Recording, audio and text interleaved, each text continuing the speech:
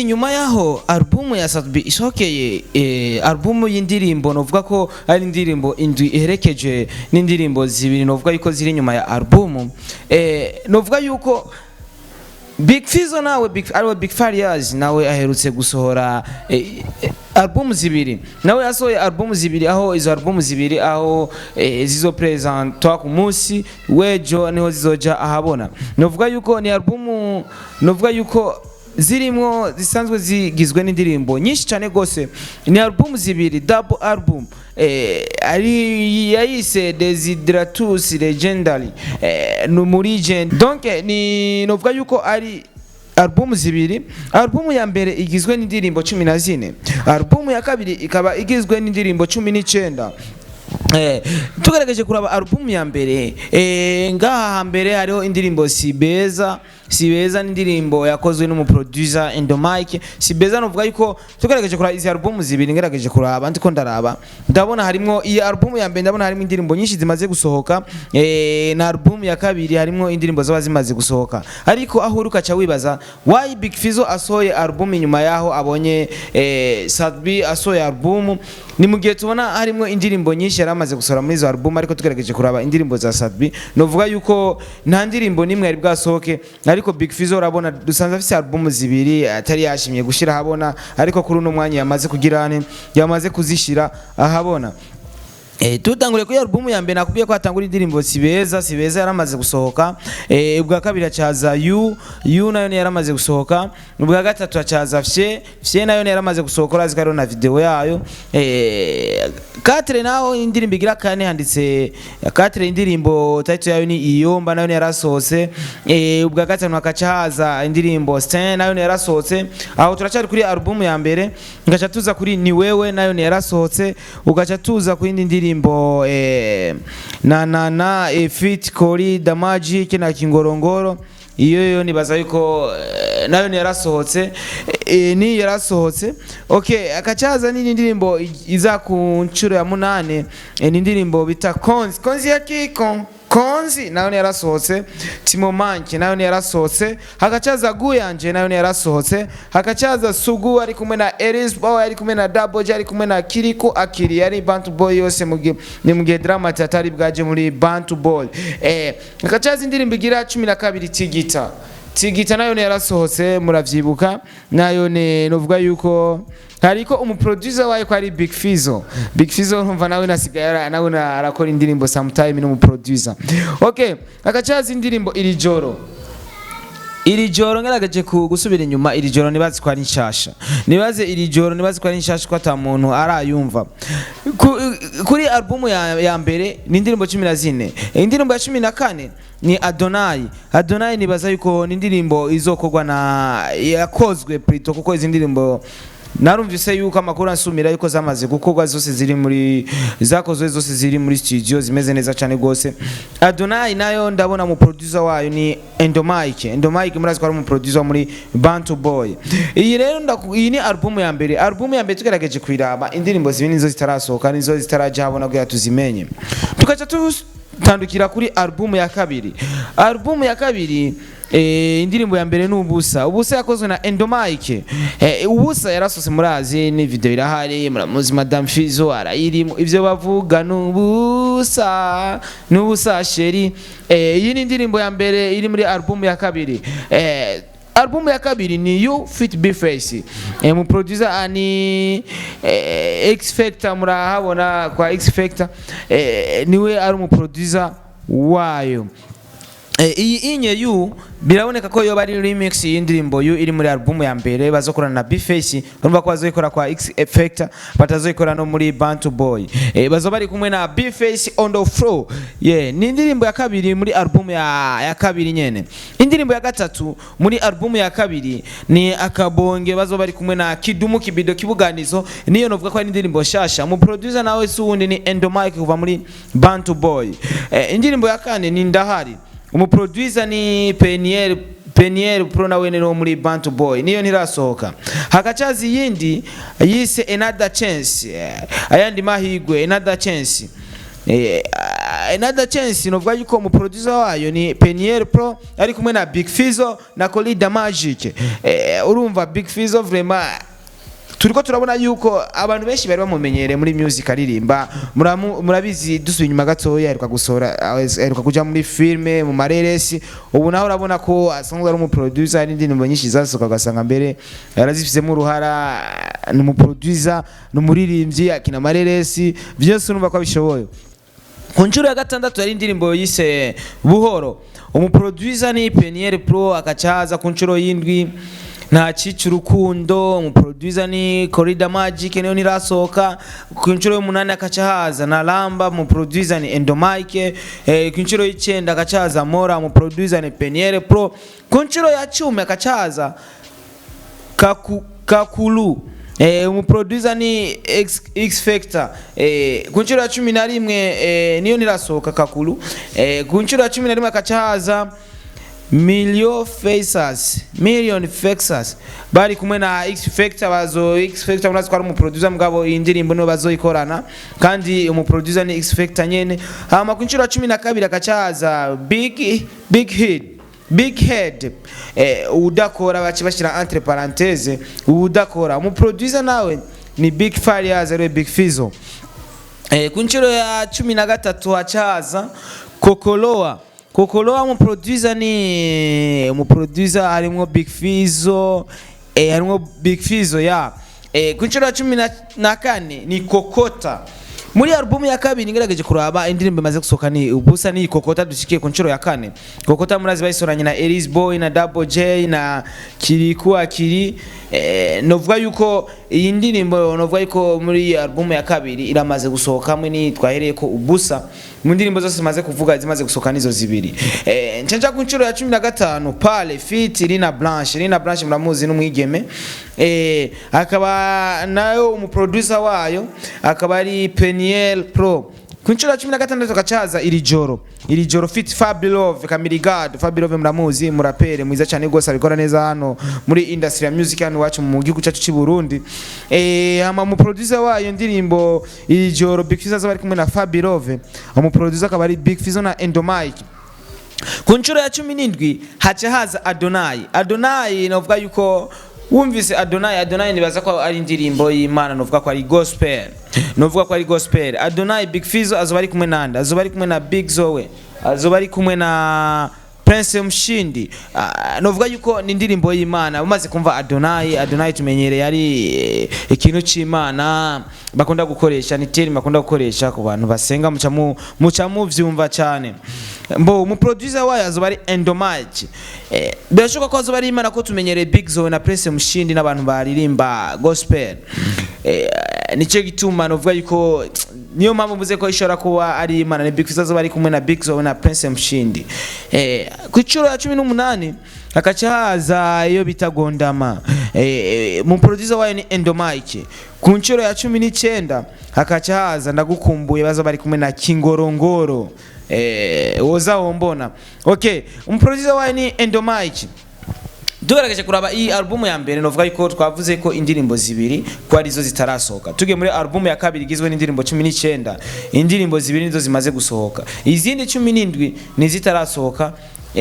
Twitege vyinshi aho uriyo umukunzi wa Big Fizzo, umukunzi wa industry wa music hano mu Burundi, ndibaza urafise ikintu ushaka kubivuga ko nk'umukunzi. Tugerageje kuraba benshi bagize commentaires zidasanzwe, benshi bagize ico bazivuga ko, benshi baratangura baraja no mu ma page Facebook, page hose baragerageza kujayo kugira barabe ikivugwa. Ni mugiye bamwe bavuga ati mbega ya ntambara ya Big Fizzo na Sadbi, ariko apana intambara yo kuvuga ati y'inzigo, intambara yo gushaka gukora iragarutse. Novuga yuko avant Sadbi yasohoye album, après Big Fizzo nawe arazanye album yiwe. Benshi shobora kuvuga ati Big Fizzo yarabiye kuri Sadbi, ariko nibaze ko atari uko bisigura. Iyo umuntu ariko arakora nundi abayifuza gukora, iyo uri muri competition cyangwa iyo uri kurakora ukora nk'uri muri competition kugira ibikorwa vya bigende neza cyane gose.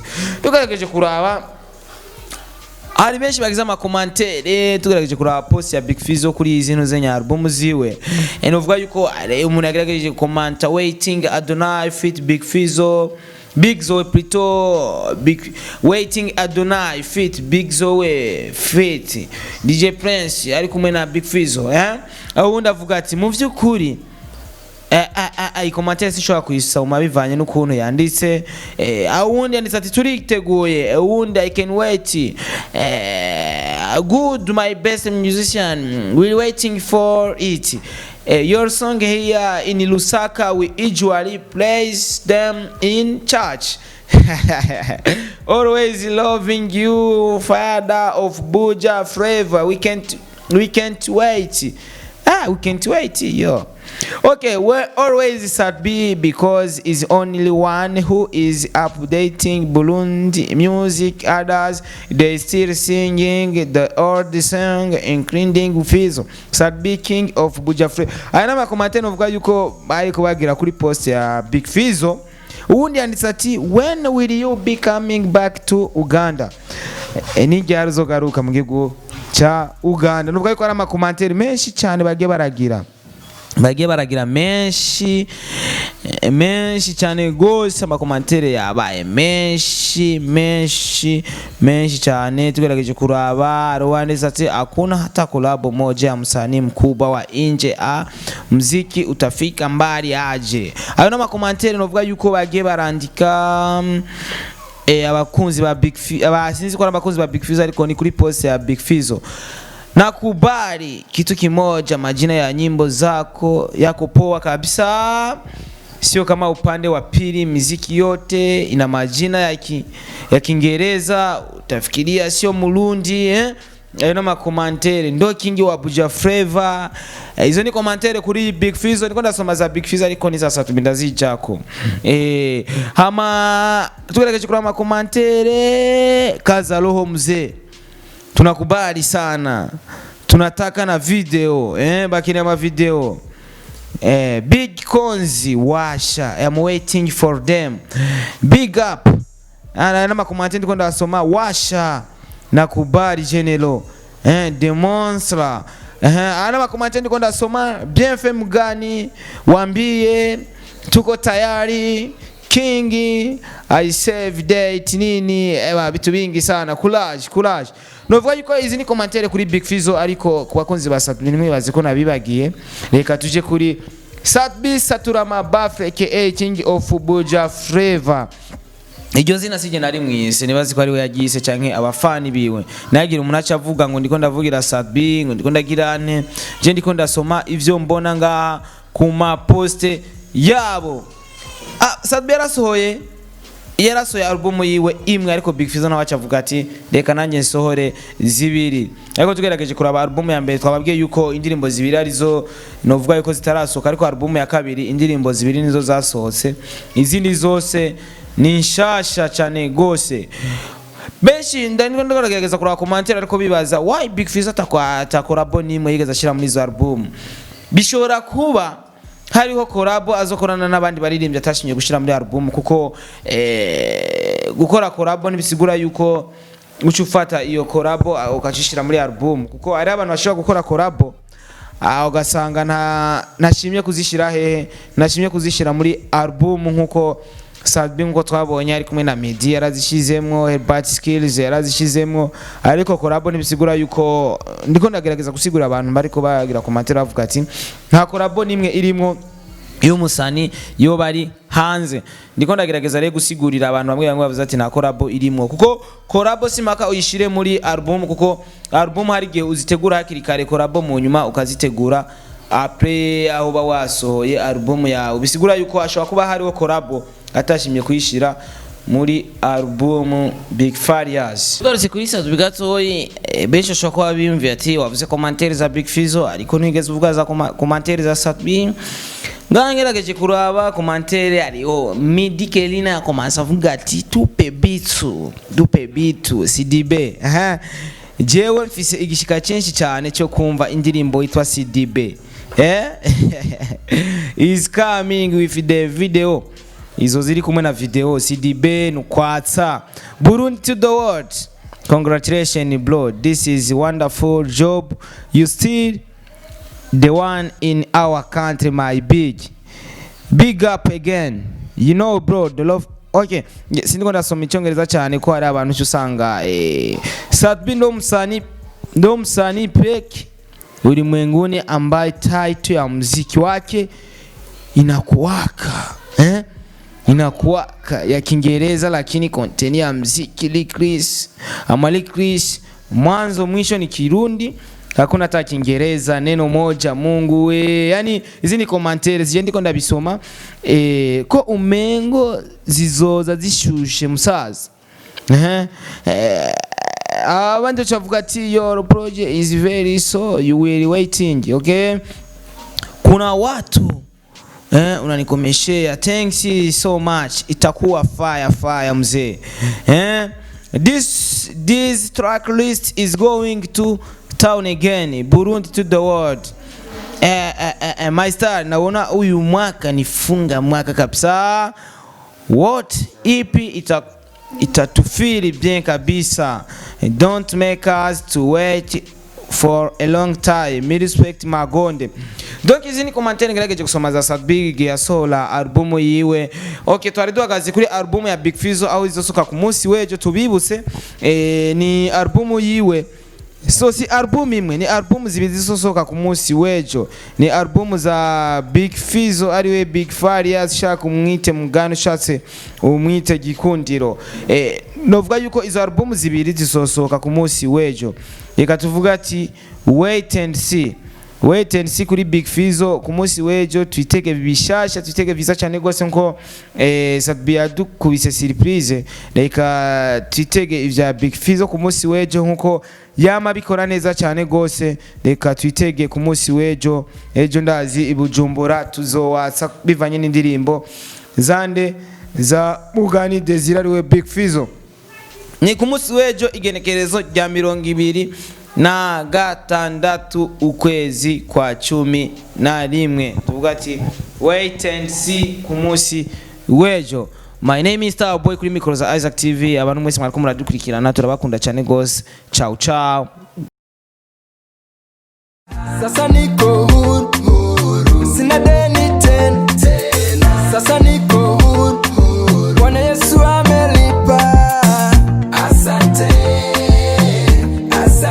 kwa kunipenda. Asante Baba.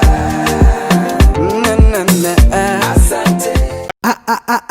Isaac TV.